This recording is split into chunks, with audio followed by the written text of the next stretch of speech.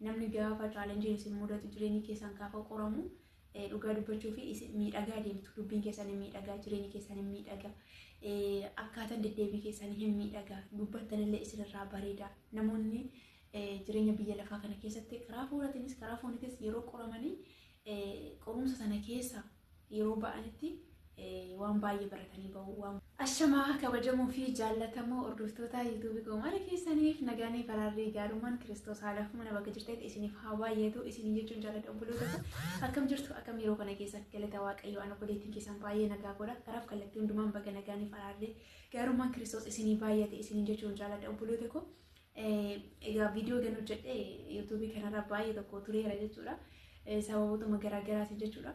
Galanii waaqayyo dhafaa ta'u ammoo akkanatti baduu akkan hin qabne waan natti dhaga'ameefan dhufe jechuudha.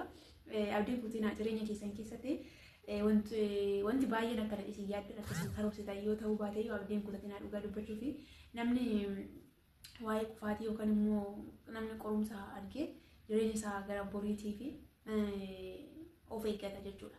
Namni gaafa challenge isin mudatu jireenyi keessan gaafa qoramu dhugaa dubbachuu fi miidhagaa deemtu dubbiin keessan miidhagaa jireenyi keessan miidhagaa akkaataan deddeebii keessan hin miidhagaa dubbattanillee isinirraa bareeda namoonni jireenya biyya lafaa kana keessatti karaa fuulatiinis karaa fooniitis yeroo qoramanii qorumsa sana keessa yeroo ba'anitti waan baay'ee baratanii bahu waan baay'ee fudhatanii bahu jechuudha kan qarshiidhaan beekumsa mana barumsaatti deemanii kan hin barati qorumsa keessatti kan namni sirriitti baratu jechuudha dhugaa dubbachuudha. Waan manni barumsa sin barsiisin qorumsi waan baay'ee si barsiisa jireenya kee keessatti jechuudha qorumsa yeroo baay'ee hin jibbina dhugaadha qorumsi waan tolu yoo akkanatti ilaalan wanta tolu hin qabu wanta namaaf mijatu nama gammachiisu hin qabu yoo akkanatti ilaalan garuu gaafa qoramu immoo waan baay'ee achi keessaa galata arganna ilillee arganna waan itti waaqayyoon jajannu waan itti waaqayyoon galateeffannu bor waan itti namootaaf fakkeenya taanu waan itti nama barsiifnu waan itti nama gorsinu waan itti nama jajjabeessinu argina dhugaa dubbachuuf qorumsa keessaa jechuudha. Obboloonni qorumsi rakkinni garaagaraa isinitti dhufe isin dubbattanirra isinirraa bareede dubbiin keessanirra simboo qaba dhugaa dubbachuudhaaf jechuudha. Kanaafiyyuu karaaf kallattii hundumaa yoo qoramtaniyyuu akkuma sagalee waaqayyoo jedhamu hin qoramne garuu hin badduu hin baanu waan goonuu wallalla garuu abdii hin kutanne jedhamee akka caafame qoramuun jira qoramuu caalammoo kan sirriitti bu'aa qabu badduu bahu dhiisudha jechuudha. Irraa afuudha ooluudha jechuudha akkasumas immoo waan godhan wallaalu caalayyuu immoo abdii kutachuu dhiisudha jechuudha. Argitanii saree leenca du'e manna saree jiru wayyaadha sagalee waaqayyoo saree jiruu fi leenca goota mootii bineensotaa kan ta'e kun isa du'eerra saree isa ishee tuffatamtu ishee lubbuun jirtutu irra bu'aa qaba jedhu kana gidduu garaagarummaa maaltu jira abdiitu jira jechuudha. Argitanii akkuma yoo irratti dubbatu mukti yoo murame iddi isaa immoo lafa keessatti yoo hafe foolii bishaanii yommuu argu deebi'eelatuuf abdii qaba. Jireenya keessan keessatti chaalenjii hedduun yoo isin mudateeyyuu abdii hin kutinaa dhugaa dubbachuudhaaf abdiin humna ittiin isin jiraattan humna ittiin isin waan gaarii boori fuuldura keessanitti ifa fuuldura keessanitti ulfina ittiin argitanii fi ittiin harkaan qabattanidha kan ittiin argitan bichaa otoo hin taane kan ittiin harkaan qabattanidha jechuudha. Namni abdiin qabu taanaan fuuldura isaa ulfinni tarkaanfii takaaftee otoo jirtu arguu dadhaba waan argis harkaan qabachuu dadhaba jechuudha. Sababbiin isa sababa abdii hin qabne abdiin namni abdii hin qabne obboloota koo du'a jiru jechuudha. Du'a jira garuu du'aadha.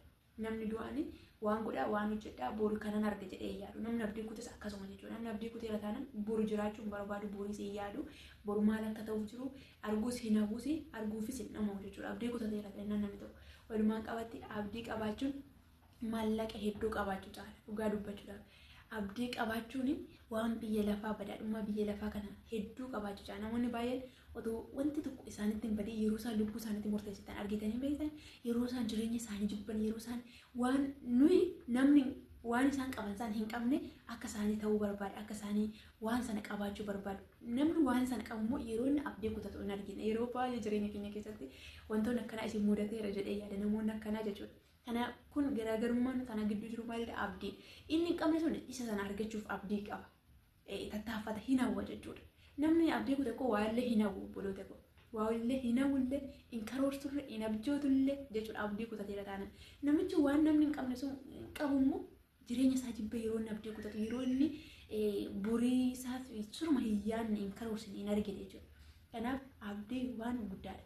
Rakkinni jira biyya lafaa keessa qorumsi jira dhabuun jira, argachuun jira, ulfaachuun jira, salphachuun jira, jaallatamuun jira, jibbamuun jira, kufuun jira, ka'uun jira. Jireenyi biyya lafaa kana yuunifoormii ta'e yookaan al tokko gammachuu taanaan akkuma gammadde itti fufta. Gadditee taanaanis akka gadditee itti fufta. Kun jireenya biyya lafaa kuni akka qilleensa amma akka Itoophiyaa jettiin bunatu jira, gannatu jira, arfaasatu jira, birraatu jira miti waqtiilee arfantu jira.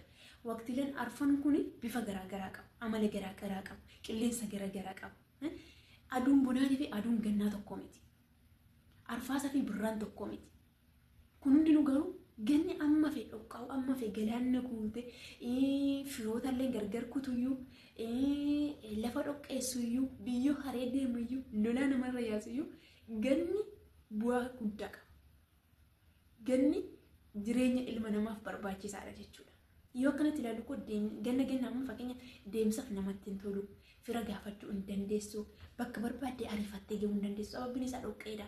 Deemsisee ariifattee deemuudhaaf siif hin mijatu jechuudha ganna jechuudha. Kana hunduma keessatti immoo waan ganna facaafatan buna sassaabbatu. Argitanii wanta bunaaf ta'u kan argatu namni ganna keessa jechuudha.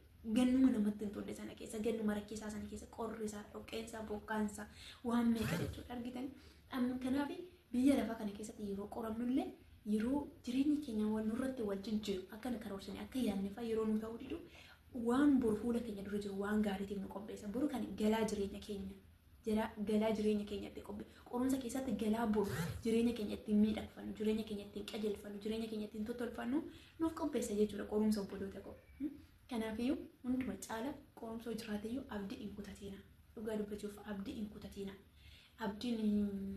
Abdiin beekumsa guddaa caala. Namni beekumsa qabaatee ogummaa qabaatee daadhummaa biyya lafaa kana qabaatee abdiin qabu taanaan du'aadha namni kun jechuudha. Du'aadhaan garaagarummaa qabu. Namni abdiin qabu taanaan waa gochuu hin danda'u, waa gochuuf humna hin qabu, waa gochuuf haamilee hin qabu jechuudha. Namni gaafa abdii qabu garuu lafuma kufitti lafaa deema. Dhugaa dubbachuudhaaf.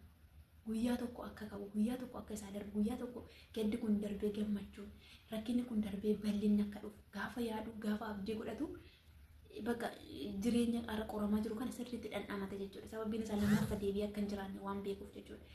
Lammaffaa deebi'ee namni kutaa tokko sirriitti gaafa baratu kutaa lamatti akka darbu waan beekuuf sirriitti barata jechuudha. Akkasuma kutaa olaanaas haa ta'u namni fakkeenyaaf kutaa tokko, kutaa saddeet, kutaa sagal keessas haa ta'u waan kutaa sagalitti barate deebi'ee ammas kutaa sagal deebi'ee baratu waan barateef isa caalutti darbuudhaaf har'a kutaa sagal sirriitti barachuu qaba, sirriitti qo'achuu qaba barnoota kutaa sagalii jechuudha. Sababiin isaa kudhanitti darbu, kudhanitti darbeera taana sagal gad deebi'ee barachuu hin danda'u. Yommuu sirriitti dhandhamachuu baate sirriitti yoo barachuu baate, sirriitti yoo qayyabachuu baate qorumsa mana yeroo baratutti ammas bara dhufachuma jechuudha. Namni qorumsa keessa gaafa jiru qorumsicha dhandhamatee gaafa qorumsicha sana keessatti boriinsa argu bahuudhaaf hin tattaaffata jechuudha. Bahuudhaaf hin tattaaffata. Qoftaan koo isin haa eebbisu. Kanaan walumaan qabatte abdii hin kutina. Siniin jechuufani kanarra kanan dubbadhe yuutuubiin kee kun baay'ee wallaansoo nan qabaa jira. Garuu abdii kutaan jiru. Kanaafan deebi'ee dhufe siniin jechuufa wantaan abdiin kun deebi'ee dhufeera. Amma immoo karaa caalatti deddeebi'ee siniifan dhufa laayik sabiskiraayib gochuu hin dagatina.